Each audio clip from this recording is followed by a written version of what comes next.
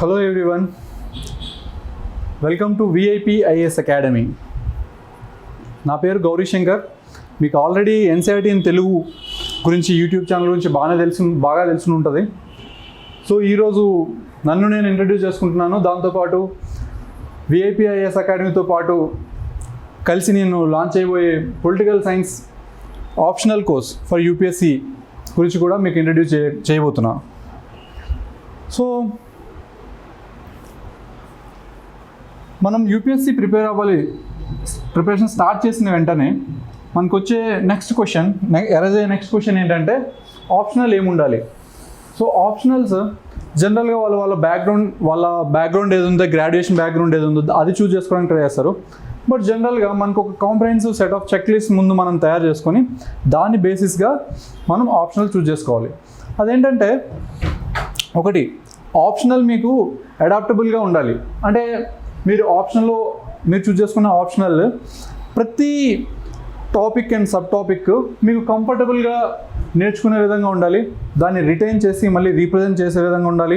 తర్వాత రిప్రజెంట్ చేసిన తర్వాత మళ్ళీ అంటే మీరు ఎగ్జామ్లో రాసిన తర్వాత దానికి మీకు సరైన రివార్డ్ రావాలి, అంటే సరైన మార్క్స్ రావాలి.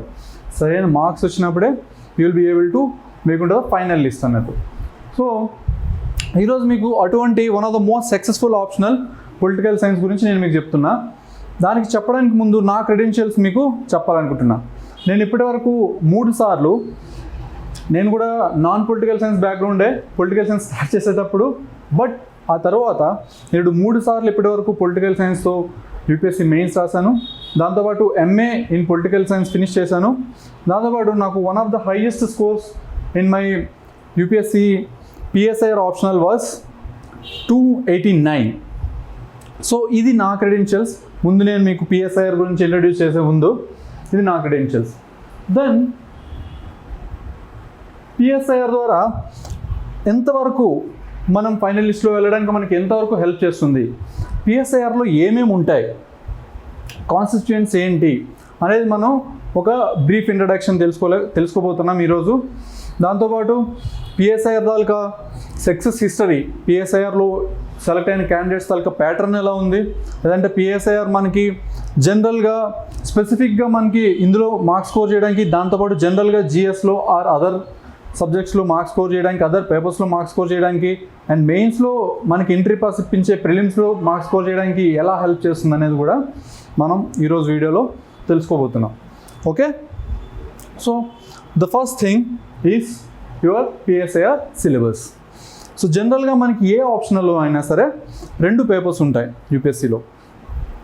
సో 2 పేపర్స్లో మనకి ఇక్కడ ఈ ఫస్ట్ 2 టాపిక్స్ ఇక్కడ నేను ఏదైతే లిస్ట్ అవుట్ చేశానో, పొలిటికల్ థియరీ అండ్ ఐజీపీ అంటే ఇండియన్ గవర్నమెంట్ అండ్ పాలిటిక్స్, ఈ 2 కూడా మనకి section A and section B of your paper 1.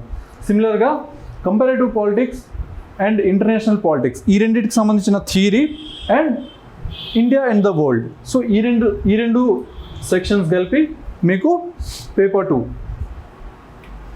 నేను ఫర్దర్గా political theory, coming to the section A of paper 1, the political theory. This is the actual sequence of UPSC syllabus that has been mentioned in the notification. మనకి నోటిఫికేషన్లో ఇదే సీక్వెన్స్లో ఇచ్చారు.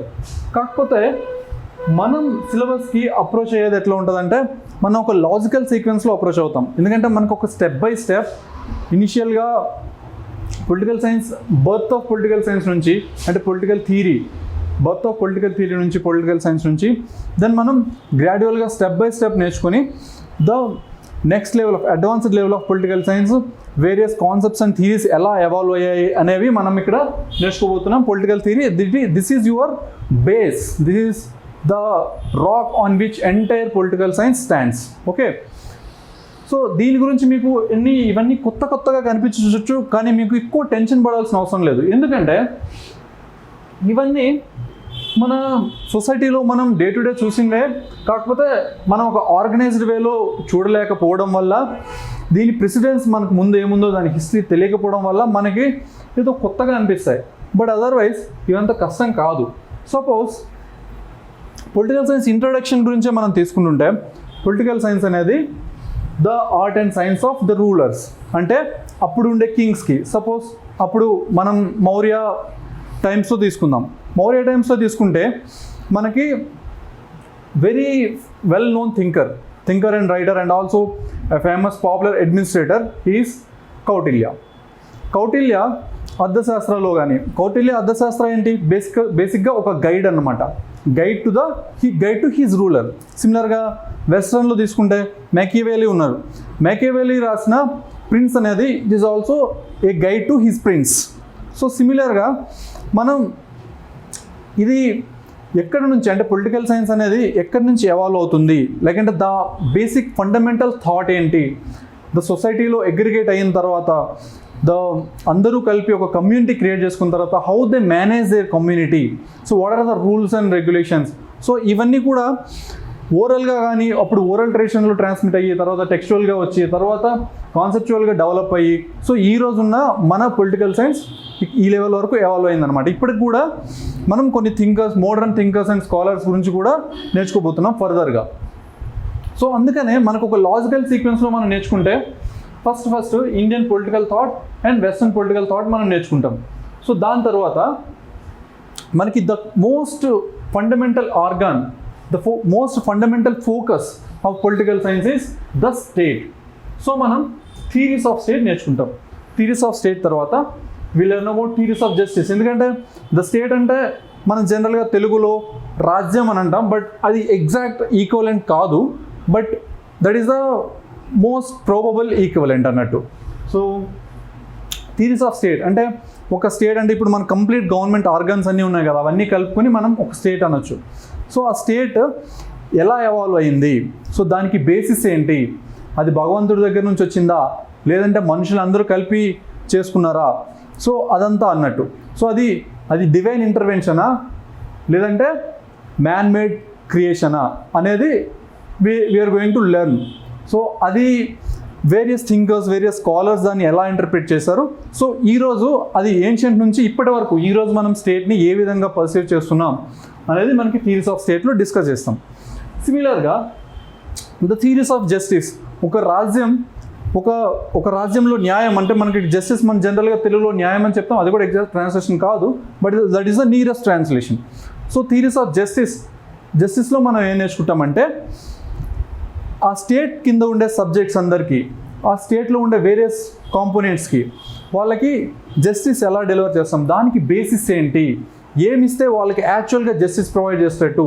ఇప్పుడు మనం day to day పాలిటిక్స్లో చూస్తుంటే చాలామంది సోషల్ జస్టిస్ అని ఒకరు అంటారు, లేదంటే ఎకనామిక్ జస్టిస్ అని ఒకరు అంటారు, పొలిటికల్ జస్టిస్ అని ఒకరు అంటారు. అసలు యాక్చువల్గా జస్టిస్ అంటే ఏంటి, జస్టిస్ నుంచి మనం ఏం ఎక్స్పెక్ట్ చేయొచ్చు, అవనేవి మనకు అన్ని థియరీస్ ఆఫ్ జస్టిస్లో వేరియస్ థింకర్స్ వస్తారు. అందులో one of the most important thinker is our Rolls అన్నట్టు. సో ఇక్కడ కూడా మనకి థియరీస్ ఆఫ్ స్టేట్ చదివినప్పుడు కూడా మనకి ఇక్కడ పొలిటికల్ ఐడియాలజీస్ కూడా చూస్తాం ప్యారలర్గా. పొలిటికల్ ఐడియాలజీస్ చూసి ఆ తర్వాత ఇవన్నీ ఎన్కాంపసింగ్ కాంపోనెంట్స్ అన్ని చూస్తాం అనమాట. పొలిటికల్ ఐడియాలజీస్లో మనం మీరు ఎప్పుడు విని ఉంటారు, క్యాపిటలిజం అని, మార్క్సిజం అని, లెనినిజం అని, వేరే ఇజమ్స్ విని ఉంటాం. ఇజం స్టాండ్స్ ఫర్ ఐడియాలజీ అనమాట. ఒక ఐడియాలజీని మనం ఇజం కింద తీసుకొస్తాం. ఇప్పుడు కూడా మీరు చూస్తుండొచ్చు తెలుగులో కొంతమంది పవనిజం అంటారు, లేదంటే రామోయిజం అంటారు. సో ఇవన్నీ మన పొలిటికల్ సైన్స్ సిలబస్లో లేవు, కాకపోతే మనకి ఒక ఇజం అనేది ఒక ఐడియాలజీ అనమాట. సో ఆ లిబరలిజం, క్యాపిటలిజం, మార్క్సిజం, లిబర్టేరియనిజం, లేదంటే feminism, so that is the ism, the ideology of the female proponents అన్నట్టు. సో ఆ ఇజమ్స్ అన్ని ఆ బేసిక్ ఫండమెంటల్ ఐడియాలజీస్ అన్ని మనం ఇక్కడ పొలిటికల్ ఐడియాలజీస్లో నేర్చుకుంటాం. ఆ తర్వాత then states, then justice, then equality, rights, democracy and power. So దీంట్లో మనకి చాలా ఎగ్జైటింగ్ అనిపిస్తుంది, ఎందుకంటే మన డే టు డే లైఫ్లో మనం చుట్టుపక్కల చూసే కాంపోనెంట్స్ ఎలా వర్కౌట్ అవుతాయి, యాక్చువల్గా మనకున్న జస్టిస్ సిస్టమ్ ఎందుకు ఇలా ఉంది, ఎందుకు వేరే విధంగా లేదు, అంటే మన జస్టిస్ సిస్టంలో ఎందుకు ఇంత పవర్ ఇచ్చారు, అది ఎందుకు యాక్చువల్గా మన కామన్ సబ్జెక్ట్స్కి నిజంగా డెలివర్ చేయగలదా లేదా. So various perspectives of justice కూడా మనం చదువుకోబోతున్నాం పొలిటికల్ సైన్స్లో. సిమిలర్గా ఈక్వాలిటీ అంటే కొందరు పొలిటికల్ ఈక్వాలిటీ అంటారు, కొందరు ఎకనామిక్ ఈక్వాలిటీ అంటారు, కొందరు సోషల్ ఈక్వాలిటీ అంటారు. అసలు అన్ని ఈక్వాలిటీస్ ఒకటేనా, అసలు ఏ ఈక్వాలిటీకి మనం ఇంపార్టెన్స్ ఇవ్వాలి, ఏది ఎప్పుడు దేని మీద ప్రెసిడెన్స్ తీసుకుంటుంది, ఎప్పుడు దేన్ని నెగ్లెక్ట్ చేసి వేరే దాన్ని ఈక్వలెంట్గా తీసుకోవచ్చు.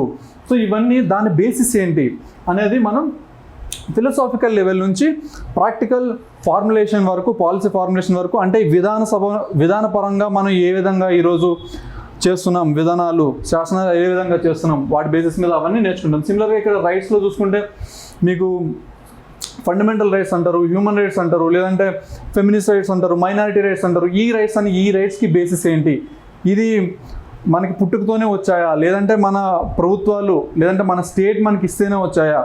సో ఈ రైట్స్ని వేరియస్ పొలిటికల్ ప్రాసెస్లో ఈ రైట్స్ని ఎలా మనం పర్సీవ్ చేసుకుంటాము అనేది కూడా మనం నేర్చుకుంటాం. And one of the most important thing in modern political theory is democracy and the concept of power. So concept of power, ఇప్పుడు పవర్ అంటే గతంలో ఒకరి దగ్గర నుంచి ఒకరు బలవంతంగా, the might was the right in previously. మనకి పురాణాల్లో కానీ లేదంటే మన ancient even before the British వరకు కూడా ఎవరికి బలం ఉంటే వాడిదే పవర్ అంతా, వాడు ఎవరి దగ్గర నుంచి అయినా లాక్కోవచ్చు, అట్లా ఉండదు. కానీ ఇప్పుడు పవర్ ఏంటి, ఆ పవర్ ఎలా డిస్ట్రిబ్యూట్ అయింది, నిజంగా పవర్ అంతా ఒక్కరి దగ్గరే ఉందా, లేదంటే ఒక దగ్గర కాన్సన్ట్రేట్ అయిందా, లేదంటే అందరి దగ్గర పవర్ ఉందా? సో ఇవన్నీ మనం నేర్చుకోబోతున్నాం. దాంట్లో ఉన్నది most important one is the folk power. ఎలా సొసైటీలో అందరి దగ్గర పవర్ ఉంది, ప్రతి చిన్న ఎలిమెంట్ నుంచి ఒక పెద్ద ఎలిమెంట్ వరకు ప్రతి ఒక్కరి దగ్గర పవర్ ఉంది అని ఫోకో అంటారు. So all these things are going to be very exciting and you will learn all these things and you will be able to apply to your practical life. So similarly మీకు ప్రాక్టికల్గా బయట examples దొరికేస్తాయి కాబట్టి మీకు అది చాలా ఈజీగా అర్థం చేసుకోవచ్చు. సో మీకు ఈ కాన్సెప్ట్స్ అన్ని డిస్క్రైబ్ చేసేటప్పుడు కూడా మీకు అక్కడ నేను ప్రాక్టికల్ ఎగ్జాంపుల్స్ ఇస్తాను. ఇక్కడ మన సొసైటీలో మన చుట్టుపక్కల ఉండే ఈ యాక్చువల్ కాన్సెప్ట్స్ ఎలా వర్కౌట్ అవుతున్నాయి అనేది కూడా మనం డ్యూ కోర్స్ ఆఫ్ ద కోర్స్లో చూస్తాం. కాబట్టి don't have to worry about the understanding and the alien subject. Don't have to feel it like a alien subject.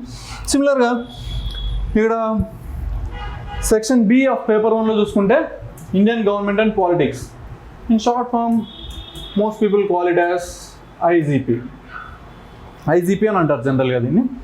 So ఇక్కడ కూడా మనం ముందు ఎలా అయితే థియరీస్ ఆఫ్ స్టేట్ ఇదంతా నేర్చుకున్నామో ఇక్కడ ఇండియన్ స్టేట్ ఎలా వచ్చింది. సో ఇంతకుముందు మనం నేర్చుకున్న థియరీ కాన్సెప్ట్ అంతా ఇండియన్ కంటెక్స్ట్కి పర్టికులర్గా ఎలా అప్లై చేస్తున్నాం, ప్రాక్టికల్ సిస్టమ్స్ ఎలా వర్కౌట్ అవుతున్నాయి అనేది మనం ఇక్కడ చూస్తాం అనమాట. సో ముందు మనం ఇందాక ఐడియాలజీస్ అని నేర్చుకున్నాం కదా, ఇజం. సో మనం ఒక నేషనాలిటీ లేదంటే నేషనలిజం అంటే ఒక నేషనలిజం అనమాట, జాతీయత అనేది మనకి ఇనిషియల్గా వచ్చింది కదా, అది మన యాక్చువల్గా ఒక పొలిటికల్ ఐడియాలజీ.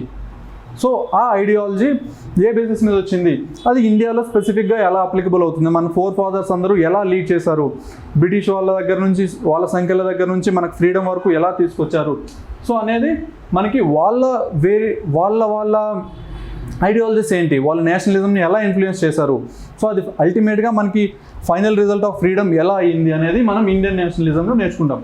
ఈ ఇండియన్ నేషనలిజం టాపిక్ అనేది మీకు GS1లో కూడా మీరు చదువుతారు, మోడర్న్ ఇండియాలో. అది మీకు ఇక్కడ విత్ ఐడియాలజికల్ సపోర్ట్ కూడా మీకు కంప్లీట్ అండర్స్టాండింగ్ వస్తుంది అనమాట. అక్కడ మీరు మోస్ట్లీ ఫ్యాక్ట్స్ చదువుతారు, ఫ్యాక్ట్స్తో పాటు కొంతవరకు వేరే కాన్సెప్ట్స్ కూడా నేర్చుకుంటారు, కానీ దాని ఐడియాలజికల్ బ్యాకింగ్ కూడా చదువుతారు. అంబేద్కర్ గారి ఐడియాలజికల్ బ్యాకింగ్ ఏంటి, గాంధీ గారు ఎందుకు ఇలా ఉన్నారు, గాంధీ గారి తాలూకా పీస్ ప్రాసెస్, ఆయన ఏదైతే తీసుకున్నారో అహింస కానీ ఇవన్నీ ఎలా మనకి యాక్చువల్గా ఫైనల్ నేషనల్ బిల్డింగ్లో ఎలా చేంజెస్ చూపించాయి, ఎందుకు ఇండియా అండ్ పాకిస్తాన్ రెండు డిఫరెంట్ సైడ్స్లో అయ్యాయి, ఒకే కామన్గా ఎవాల్వ్ అయినా, సో దానికన్నిటికీ పొలిటికల్ ఐడియాలజీస్ యాక్చువల్గా దాని వెనకాతలు ఉన్న రీజన్స్ అనమాట. సో అవి మనం డీటెయిల్గా ఇక్కడ నేర్చుకోబోతున్నాం. సిమిలర్గా features of Indian constitution and making of Indian constitution, ఈ రెండు కూడా మనకి వెరీ ఇంపార్టెంట్. ఇవి మనకి GS2లో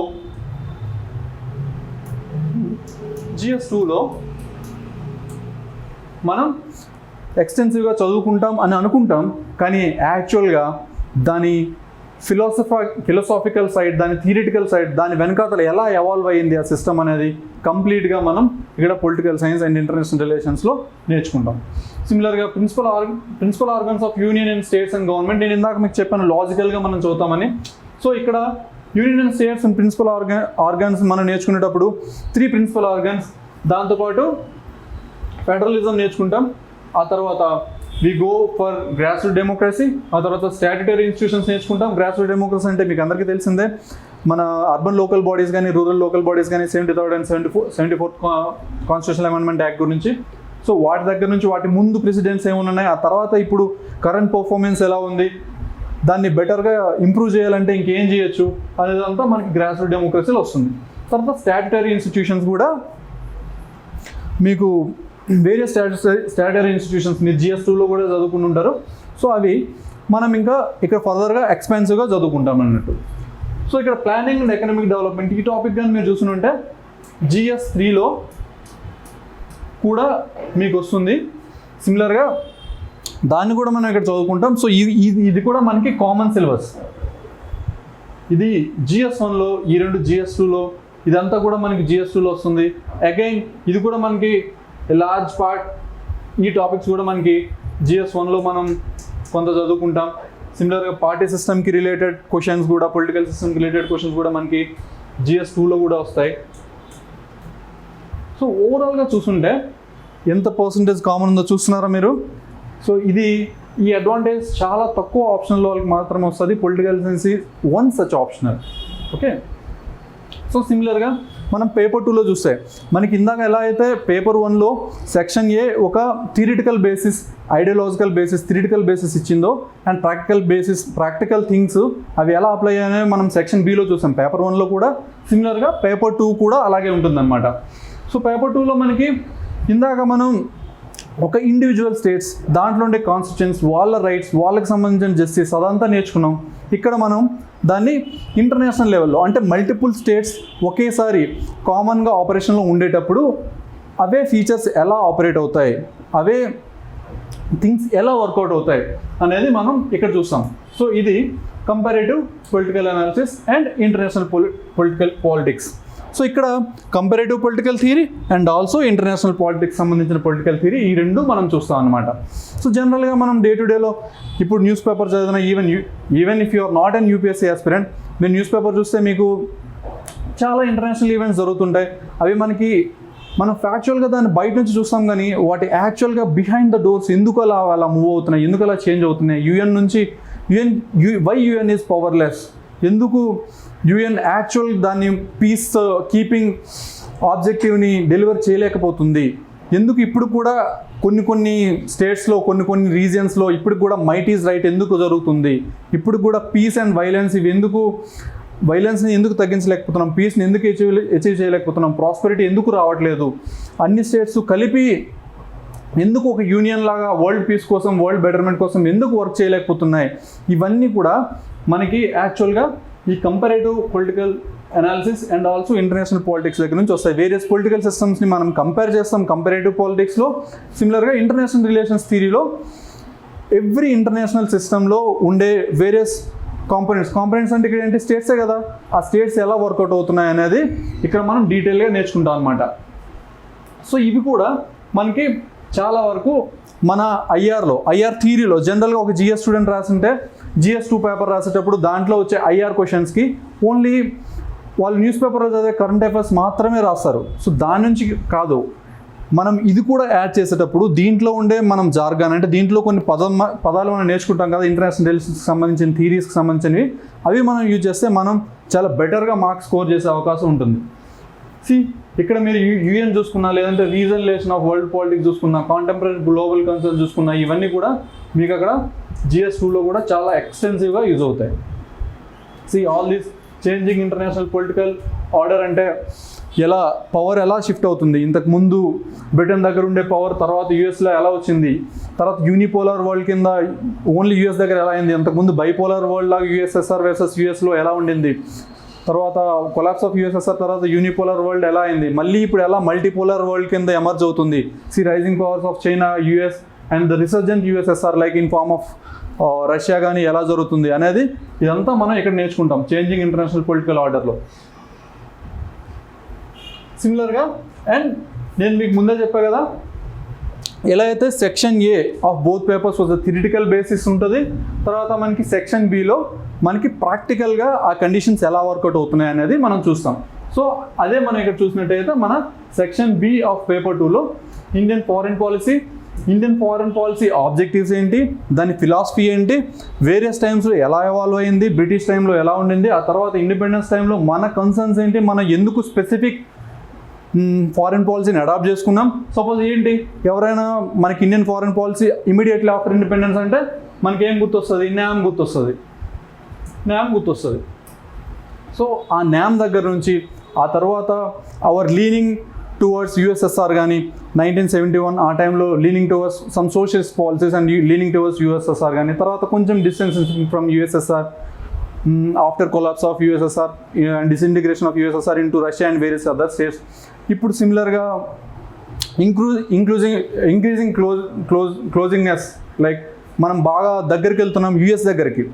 సో ఆ యుఎస్ దగ్గరికి బాగా పోవడం, సో ఆ డైనమిక్స్ కానీ ఎలా చేంజ్ అవుతున్నాయి, అసలు ఎందుకు ఇండియన్ ఫారెన్ పాలసీ ఆ స్పెసిఫిక్గా అటువంటి ఫారెన్ పాలసీని మనం ఎందుకు అడాప్ట్ చేసుకోవాల్సి వచ్చింది అనే దాని థియరిటికల్ బేసిస్తో పాటు మనం ఇక్కడ ప్రాక్టికల్ కండిషన్స్ని కూడా మనం అనలైజ్ చేసి రాస్తామన్నమాట. ఇవి మనకి it will be very exciting for some one who is interested in international politics. చాలామందికి ఆ ఇంటర్నేషనల్ పాలిటిక్స్ గురించి ఇంట్రెస్ట్ ఉంటుంది, అందులోని చాలామంది యూపీఎస్సీ ఆస్పిరెంట్స్కి, కానీ అవి ఎలా వర్కౌట్ అవుతున్నాయి బ్యాక్గ్రౌండ్లో అనేది క్లియర్గా తెలియదు. సో ఇది చదువుకుంటే అది అవసరం అవుతుంది, అది బాగా మనకు అర్థమవుతుంది. సో మనకి అల్టిమేట్గా మోటివ్ ఏంటి, ఇవన్నీ అర్థం చేసుకొని మనం ఏదో అందరికీ చెప్పాలి, intellectual stimulation, okay that is fine, అది మంచిదే. కాకపోతే మన ప్రైమరీ మోటివ్ ఏంటంటే మనకి మార్క్స్ స్కోర్ చేయాలి, మంచి మార్క్స్ స్కోర్ చేయాలి, ఫైనల్ లిస్ట్లో రావాలి. దానికి ఈ సెక్షన్ చాలా మంచి స్కోరింగ్ అండ్ మీకు బాగా హెల్ప్ చేస్తుంది మీ నేమ్ని ఫైనల్ లిస్ట్లో చూసుకోవడానికి. సిమిలర్గా Indian south Asia, Indian global centres of power ఇందాక మీకు చెప్పా కదా, how it has been changing. సిమిలర్గా India and UN system, so nuclear question and the recent development, this is mostly part of your current affairs. ఇది మీరు చూసుకుంటే almost 15 years నుంచి same current affairs మనకి యూపీఎస్సీ వెబ్సైట్లో ఉంటుంది. కాకపోతే ద సబ్సిక్వెంట్ డెవలప్మెంట్స్ అనేది ఒక సింగిల్ లైన్లో మనకు కవర్ అయిపోతుంది. కాకపోతే ఇది మనకి సిలబస్లో డిస్క్రైబ్ చేసి ఉండదు, but we're going to cover this comprehensively in our course. ఎగ్జామ్కి అవసరమైనంత వరకు మాత్రమే. మనమేది ఇక్కడ డాక్టరేట్ అయిపోయి పొలిటికల్ సైన్స్లో అకాడమిక్గా ఉండాల్సిన అవసరం లేదు కదా. నేను మీకు ముందే చెప్పినట్టు మన ultimate motive is to be in the final list. So ఇప్పుడు ఇంతవరకు మీకు పొలిటికల్ సైన్స్ ఎందుకు మంచిది, ఎందుకు చూజ్ చేసుకోవచ్చు అనేది బ్రీఫ్ ఇంట్రడక్షన్. ముందు మీకు పొలిటికల్ సైన్స్లో ఏమేమి కాంపోనెంట్స్ ఉన్నాయనే చెప్పాను. కాకపోతే ఇప్పుడు ఎందుకు చూజ్ చేసుకోవాలి, పొలిటికల్ సైన్స్ స్పెసిఫిక్గా ఎలా మీకు హెల్ప్ చేస్తుందంటే, పొలిటికల్ సైన్స్లో success rate was very good, కన్సిస్టెంట్గా ఇంక్రీజ్ అవుతుంది. మీరు 2014లో చూడండి, 2014లో 1236 మెంబర్స్ టోటల్గా సెలెక్ట్ అయింటే అందులో పొలిటికల్ సైన్స్ నుంచి 57 మెంబర్స్ ఉన్నారు, అది 4.6%. సో అది మీకు నెంబర్ ఆఫ్ రికమెండెడ్ క్యాండిడేట్స్, అంటే వేకెన్సీస్ తగ్గిపోతున్నాయి కాబట్టి రికమెండెడ్ క్యాండిడేట్స్ కూడా తగ్గిపోతున్నారు. నెంబర్ ఆఫ్ రికమెండెడ్ క్యాండిడేట్స్ గ్రాడ్యువల్గా 1236 నుంచి 2020లో 761కి వచ్చేసాయి. కానీ ఒక కాంట్రాస్టింగ్ ఫ్యాక్ట్ చూడండి, ఇక్కడ 57 మెంబర్స్ అక్కడ 2014లో రికమెండ్ అయ్యింటే ఇక్కడ మనకు వచ్చేసరికి ఎంతమంది రికమెండ్ అయ్యారు, 166, అంటే ఆల్మోస్ట్ 3 టైమ్స్. ద పర్సంటేజ్ టర్మ్స్లో కూడా 4.6 నుంచి 21, అంటే ఆల్మోస్ట్ 5 టైమ్స్ ఇంక్రీజ్ అయింది the percentage of PSIR candidates. అంటే ఈ ఒక్క పాయింటే మీకు ఈ ఆప్షనల్ చూజ్ చేసుకోవడానికి ఒక ఇంపార్టెంట్ మోటివేషన్ అవ్వాలి అని నేను అనుకుంటున్నా. That is also a practical thing. సిమిలర్గా ఈ సక్సెస్ రేట్తో పాటు మీకు ఇది ప్రిలిమినరీ ఎగ్జామ్లో కూడా చాలా హెల్ప్ అవుతుంది. సపోజ్ మీకు ఇందాక చెప్పా, మనం philosophical things behind all these practical politics కూడా నేర్చుకుంటాం, ద థియరీ కూడా నేర్చుకుంటాం. ఆ థియరీ అర్థమైనప్పుడే మనం ఈవెన్ కొన్ని పాలిటీ క్వశ్చన్స్ మనకి కొన్ని ప్రిలిమ్స్లో వస్తాయి, వాటిని కూడా కొన్నిసార్లు మనం ఆన్సర్ చేయడానికి చాలామంది రెగ్యులర్ జిఎస్ స్టూడెంట్స్ స్ట్రగుల్ అవుతారు. సపోజ్ నేను మీకు కొన్ని ఎగ్జాంపుల్ చూపిస్తా చూడండి.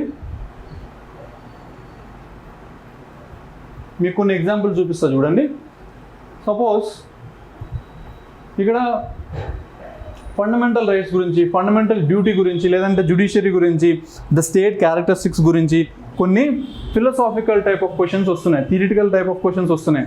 అవి రెగ్యులర్ పాలిటీ చదివి ఓన్లీ లక్ష్మీకాంత్ చదివి అది ఆన్సర్ చేయడం రెగ్యులర్ జిఎస్ స్టూడెంట్స్కి కొంచెం కష్టం. I'm not saying that it is impossible, but కొంచెం కష్టం. సో సపోజ్ ఇక్కడ చూడండి, ఏంటిది? Liberty in liberal democracy. So ఏది ఇండివిజువల్ తాలూకా లిబర్టీని లిబరల్ డెమోక్రసీలో ఏ ఫ్యాక్టర్ ఎక్కువగా ప్రిజర్వ్ చేస్తుంది అనేది క్వశ్చన్ అయితే, ఇది మనకి ఓన్లీ లక్ష్మీకాంత్ చదివితే రాదు. ఈవెన్ ఒక్క ఎన్సీఆర్టీస్ని కూడా సరిగ్గా అర్థం చేసుకోకపోతే, ఈవెన్ ఎన్సీఆర్టీస్ చదివినా సరే ఇది సరిగ్గా మనం ఆన్సర్ చేయలేము. కానీ మనం మోస్ట్ ఆఫ్ ద పొలిటికల్ సైన్స్కి this is a cakewalk అనమాట. ఒక అరటిపండు లాంటి క్వశ్చన్ ఇది, ఈజీగా చెప్పేస్తారు. ఎందుకంటే మీకు ఇందాక సిలబస్ చూపించాను కదా, ఆ సిలబస్లో మనం థియరీస్ ఆఫ్ స్టేట్ కూడా నేర్చుకున్నాం. ఆ థియరీస్ ఆఫ్ స్టేట్లో మనకి పొలిటికల్ ఐడియాలజీస్ నేర్చుకున్నాం. కదా ముందు. ఆ పొలిటికల్ ఐడియాలజీస్లో మనకి సేమ్ ఈ పొలిటికల్ ఐడియాలజీస్ నేర్చుకున్నాం కదా, దీంట్లో ఇంపార్టెన్స్ ఆఫ్ లిబర్టీ, దాంతోపాటు రైట్స్ నేర్చుకున్నాం కదా, దాంట్లో కూడా ఇంపార్టెన్స్ ఆఫ్ లిబర్టీ చూస్తాం. సో అటు స్పెసిఫిక్గా లిబరల్ డెమోక్రటిక్ స్టేట్ అన్నాడు.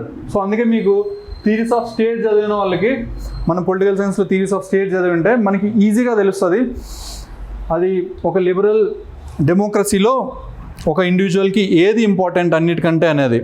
సో వాళ్ళు చాలా ఈజీగా ఆ క్వశ్చన్ని ఆన్సర్ చేస్తారు. సో ఎలిమినేషన్ మెథడ్ యూజ్ చేసి అదంతా చేయొచ్చు, కాకపోతే it is not so easy for all people. But political science వాళ్ళకి this is a cakewalk. సిమిలర్గా ఇక్కడ చూడండి, essential feature in Indian polity which indicates federal character. Even ఈ క్వశ్చన్లో కూడా మీకు కొంచెం కన్ఫ్యూజింగ్ ఆప్షన్స్ ఉన్నాయి. Yeah of course we can eliminate 1 or 2 options, but అల్టిమేట్గా ఫైనల్ ఆన్సర్ అరైవ్ అవ్వడానికి ఒక రెగ్యులర్ జిఎస్ స్టూడెంట్కి ఇట్ విల్ బి డిఫికల్ట్. కానీ మీరు పిఎస్ఐఆర్ సరిగ్గా చదివి ఉంటే ఈ ఫెడరలిజం గురించి మనకి డీటెయిల్ సిలబస్ ఉంటుంది కాబట్టి దాంట్లో we can easily answer these kind of questions. సిమిలర్గా ఇక్కడ కూడా చూడండి, ఇది మనం కంపారేటివ్ పాలిటిక్స్ నేర్చుకున్నప్పుడు, లేదంటే ఎవల్యూషన్ ఆఫ్ ఇండియన్ కాన్స్టిట్యూషన్ నేర్చుకున్నప్పుడు, సో బ్రిటిష్ మోడల్కి ఇండియన్ మోడల్కి డిఫరెన్స్ నేర్చుకుంటే అక్కడ కూడా ఈ స్టేట్మెంట్స్ నేను డీటెయిల్డ్ ఎక్స్ప్లెనేషన్, ఇంకా చాలా క్వశ్చన్స్ ఉన్నాయి, డీటెయిల్డ్ ఎక్స్ప్లెనేషన్ ఎందుకు ఇవ్వట్లేదు అంటే we're short of the time. So అందుకే మీకు అంతా ఇవ్వట్లేదు. దెన్ సబ్సిక్వెంట్ క్వశ్చన్స్లో నేను సబ్సిక్వెంట్ సెషన్స్లో మీకు కొన్ని వీడియోస్ చేసి చూపిస్తా, దాంట్లో ఎంత ఈజీగా ఇవి మనం ఆన్సర్ చేయొచ్చు అనేది. సిమిలర్గా ఇక్కడ కూడా చూడండి, ఇది జనరల్గా ఓన్లీ కరెంట్ అఫైర్స్ చదివిన వాళ్ళు ఈ రీసెంట్గా వచ్చిన 2022లో వచ్చిన ఈ క్వశ్చన్ని లెవెంట్ అనేది ఎక్కడ రీజన్ అనేది అంత ఈజీగా ఆన్సర్ చేయలేరు, even if you are reading newspaper and current affairs. అదే మీరు పిఎస్ఐఆర్ వాళ్ళు అయిన ఉంటే మీరు ఇస్లామిక్ ఫండమెంటలిజం గురించి చదివినప్పుడు, లేదంటే వెస్ట్ ఏషియన్ పాలిటిక్స్ సంబంధించి చదివినప్పుడు మీరు ఈజీగా ఐఎస్ఐఎల్ గురించి చదువుతారు. సో అప్పుడు మీకు ఈ లెవెంట్ అనేది మీరు ఈజీగా పాయింట్అవుట్ చేస్తారు, వెంటనే కనిపించిన వెంటనే టిక్ చేస్తారు, దిస్ ఈజ్ ఆన్ ఈస్టర్న్ షోర్ అని. ఓకే, సో ఇంకా చాలా ప్రిలిమ్స్ క్వశ్చన్స్ ఉన్నాయి, బట్ మనకు అంత టైం లేదు డిస్కస్ చేయడానికి. బట్ సబ్సిక్వెంట్ సెషన్స్లో నేను డెఫినెట్గా prelims relevant content from PSIR ఏముందో మీకు ఎట్లా హెల్ప్ అవుతుందో అది కూడా మీకు డిస్క్రైబ్ చేస్తా. సో ప్రిలిమ్స్లో హెల్ప్ అవుతుంది, సిమిలర్గా ఎస్ఏలో హెల్ప్ అవుతుంది. సో ఎస్ఏలో చూసుకుంటే ఈవెన్ మీరు 2021 ఎస్ఏ పేపర్ తీసుకుంటే దీంట్లో real is rational and rational is real. So ఇది డైరెక్ట్గా కార్ల్ మార్క్స్ యొక్క statement. Hegel, this is a statement of Hegel. ఇది డైరెక్ట్గా స్టేట్మెంట్ ఆఫ్ హీగల్. మనం దీని బేసిస్ మీద 20 మార్కర్స్కి సంబంధించిన కంటెంట్ ఆల్రెడీ మన దగ్గర ఉంటుంది. So then we can expand with our own points and our own applications, we can make it into full-fledged essay. Similarly, wantlessness and materialism గురించి మనం చదువుతాం, వాంట్లెస్నెస్ గురించి కూడా మనం చదువుతాం. సోక్రటీస్ లెవెల్లో అక్కడ నుంచి మనం చదివినప్పుడు how it is against the materialism అనేది మనం అక్కడ చదువుతాం. So how it is against utilitarianism అనేది మనం అక్కడ చదువుతాం. సిమిలర్గా మెటీరియలిజం గురించి మనం కార్ల్ మార్క్స్ గురించి చదివినప్పుడు, హిస్టారికల్ అండ్ డైలెక్టికల్ మెటీరియలిజం అంతా చదివినప్పుడు సో మనం ఇది కూడా చదువుతాం. So we can easily attempt this essay if you are from political science background. So అదే మీకు పొలిటికల్ సైన్స్ ఆప్షనల్ ఉంటే, అదే మీకు రెగ్యులర్ జిఎస్ స్టూడెంట్ అయిన ఉంటే or with some other optional maybe except for philosophy, so మీకు అది చాలా కష్టం అవుతుంది అటెంప్ట్ చేయడం. సో అదే ఒక ఎస్సే మీరు ఒక ఫుల్ ఫ్లెజ్డ్ పేపర్ ఒక్కొక్క ఎస్సేలో మీరు ఆన్సర్ చేసే విధానం బట్టి you can be in or out of the list. So అంతవరకు లైక్ అంటే మీకు ఎస్సే ఒకటి మీకు పొలిటికల్ సైన్స్ అనేది ఎస్సే పేపర్ని కంప్లీట్గా రీప్లేస్ చేస్తుందని చెప్పను, బట్ ఇట్ కాంప్లిమెంట్స్ ఇట్, మీకు చాలా వరకు అక్కడ హెల్ప్ చేస్తుంది. సిమిలర్గా ఇక్కడ చూడండి, history repeats it self first as tragedy and second as farce. ఇది కూడా మనకి కార్ల్ మార్క్స్ స్టేట్మెంట్ డైరెక్ట్గా. సో ఇది కూడా మనం ఈజీగా అటెంప్ట్ చేయొచ్చు. మీకు అల్టిమేట్గా ఒక సెక్షన్లో ఒకటి అటెంప్ట్ చేయాలి. అండ్ ఇప్పుడు ఫ్యాక్చువల్ ఎస్సేస్ కాదు, చాలా వరకు మనకి ఇటువంటి అబ్స్ట్రాక్ట్ టాపిక్స్ వస్తున్నాయి అనమాట. అబ్స్ట్రాక్ట్ టాపిక్స్ వచ్చిన వాళ్ళు అటెంప్ట్ చేయాలి అని అంటే మనకి ఫిలసాఫికల్ బ్యాక్గ్రౌండ్ గురించి సరిగ్గా తెలియాలి. సో అది మనం పొలిటికల్ థీరీస్ చదివినప్పుడు మనకి రిలేటెడ్ ఫిలాసఫీ అన్నట్టు, మనకి కంప్లీట్ ఫిలాసఫీ అవసరం లేదు. రిలేటెడ్ ఫిలాసఫీ అంటే మన డే టు డే లైఫ్ని ఎఫెక్ట్ చేసే ఫిలాసఫీ, మనం కూడా ఒక ఇండివిజువల్ని ఒక సొసైటీని ఎలా ఎఫెక్ట్ చేస్తుందో ఆ ఫిలాసఫీని చదువుతాం కాబట్టి ఆ ఫిలాసఫీ మీద క్వశ్చన్స్ ఇక్కడ కూడా వస్తాయి కాబట్టి మనకి రిలేటివ్లీ ఈజీ అవుతుంది అనమాట. సిమిలర్గా ఇక్కడ కూడా చూడండి, hand that rocks cradle rules the world. Yeah, it is from some ఒక పోయిట్ దగ్గర నుంచి తీసుకున్నది. కాకపోతే someone who read feminism they can easily relate and present this essay. Yeah, of course it's not just about feminism, it is also about motherhood.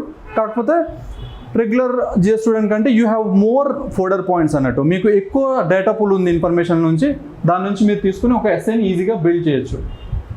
So that is about essay. Then GS two అయితే మీకు already నేను discuss చేసా. చాలా వరకు మీకు paper 1లో ఉండే section B చాలా వరకు మీ జిఎస్2 సిలబస్ని కవర్ చేసేస్తుంది. అంతేకాకుండా జిఎస్1 జిఎస్3లో కూడా కొంత కవర్ చేస్తుందని ఇందాక మనం డిస్కస్ చేసుకున్నాం.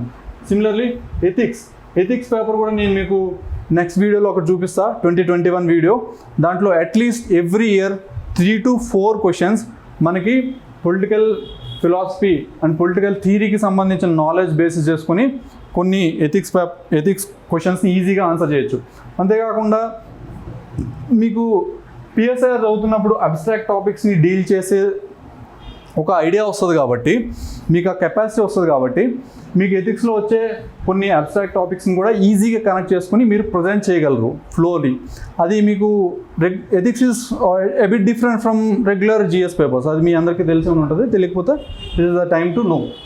And then it is time saving because చాలా వరకు సిలబస్ కామన్ ఉంది.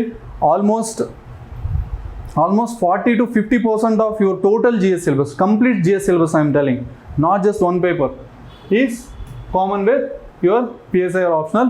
So in that respect, it saves a lot of time, not just while reading but also while revising. Exam ki mundu meeku chaala ప్రతి ఒక గంట చాలా crucial, మీకు రివిజన్కి చాలా time మిగులుతుంది మీకు కామన్ సిలబస్ ఉన్నట్టయితే. సో అది చాలా తక్కువ ఆప్షనల్లో మాత్రం అడ్వాంటేజ్ ఉంటుంది. PSIR is the top optional among those. And the most important thing is నాకు నాలెడ్జ్ లేదు, నేను ప్రీవియస్లీ PSIR చదవలేదు, లేదంటే నేను సివిక్స్లో కూడా మొదటి నుంచి వీక్, నాకు సోషల్ సైన్సెస్ మొదటి నుంచి పెద్దగా పడదు, నేను ఇంజనీరింగ్ స్టూడెంట్, అది ఇదని కూడా మీరు ఎక్కువ ఇబ్బంది పడాల్సిన అవసరం లేదు. ఎందుకంటే PSIR నేర్చుకోవడానికి మీకు ప్రియర్ నాలెడ్జ్ ఏం అవసరం లేదు. PSIR నేర్చుకోవడానికి అంటే స్కాలర్గా అవ్వడానికి కాదు, నేను మీకు చెప్పేది మనకి సెలక్షన్కి కావాల్సిన మినిమం గ్యారంటీ మార్క్స్ అంటే అట్లీస్ట్ 270 to 320 రేంజ్లో మధ్యలో, ఆ రేంజ్లో వెళ్ళడానికి మనం డెడికేటెడ్గా విత్ యువర్ ఫుల్ ఎఫర్ట్స్తో మనం 4 to 6 months with your own learning స్పీడ్లో, ఒక్కొక్కరికి ఒక్కొక్క లెర్నింగ్ స్పీడ్ ఉంటుంది కదా, 4 to 6 monthsలో మనం మార్క్స్ మనకి కావాల్సిన సక్సెస్కి కావాల్సిన అవసరమైన మార్క్స్ని మనం సంపాదించుకోవచ్చు PSIRతో without any prior knowledge. So ఇప్పుడు ఓకే, నౌ మీకు అందరికీ నేను ఇంతవరకు ఎక్స్ప్లెయిన్ చేసా PSIR ఎందుకు మంచి ఆప్షనల్ అనేది. Now I'm going to tell who can choose this, ఎవరు చూస్ చేసుకోవచ్చు. పర్టికులర్గా PSIR ఇన్ జనరల్ ఎవరు చూస్ చేసుకోవచ్చు, ఎవరైనా PSIRలో ఇంట్రెస్ట్ ఉన్నోళ్ళు. అంటే సమ్మన్ హూ గెట్స్ ఫ్యాసినేటెడ్ అన్నట్టు. సో చాలా ఇంట్రెస్టింగ్ ఉంటుంది, ఎంత చదివినా నాకు బోరింగ్గా ఉండదు. సో నేను లాంగ్ అవర్స్ దీంతో స్పెండ్ చేయగలుగుతున్నా. అంటే just like spending time with your girl friend or boy friend, అది మీకు ఎలా తెలియకుండా అయిపోతుందో అలా ఉండాలన్నమాట. ఏ ఆప్షన్లో అయినా సరే అలా ఉండాలి. ఆ టైంని మీరు కంఫర్టబుల్గా స్పెండ్ చేసుకోవాలన్నమాట. ఏదో బలవంతంగా చదివినట్టు ఉండకుండా కంఫర్టబుల్గా స్పెండ్ చేసుకున్నట్టు ఉండాలి. అది ఒకవేళ మీకు అలా అనిపిస్తే పొలిటికల్ సైన్స్కి polity or in general politics కానీ లేదంటే ఇంటర్నేషనల్ రిలేషన్స్ గురించి కానీ మీకు అటువంటి ఇంట్రెస్ట్ ఉంటే PSIR is for you. And similarly మా కోర్స్ స్పెసిఫిక్గా ఎవరు జాయిన్ అవ్వచ్చు, ఫ్రెషర్స్ కానీ వెటరన్స్ కానీ, వాళ్ళు కూడా it will be very useful and it can add some value. సిమిలర్గా working professionals who cannot spend complete time like day time మొత్తం స్పెసిఫిక్గా స్పెండ్ చేయలేకపోయినా ఈవెన్ వాళ్ళ వర్కింగ్ అవర్స్ తర్వాత కూడా ఒక 2 to 3 hours of dedicated time spend చేసి కూడా వాళ్ళు మా దగ్గర నుంచి పిఎస్ఐఆర్ నేర్చుకోవచ్చు ఎగ్జామ్కి సరిపోయేదంతా. సిమిలర్గా మీకు ఎర్లీగా స్టార్ట్ చేస్తే 21 to 23 బ్రాకెట్లో సెలెక్ట్ అయిన మోస్ట్ ఆఫ్ ద క్యాండిడేట్స్, ఫైనలిస్ట్లో ఉండే మోస్ట్ ఆఫ్ ద క్యాండిడేట్స్ వాళ్ళు ఎర్లీగా అంటే graduation second or third year అంటే ఫైనల్ ఆర్ ప్రీ ఫైనల్ ఇయర్లో ఉన్నప్పుడే స్టార్ట్ చేస్తారు.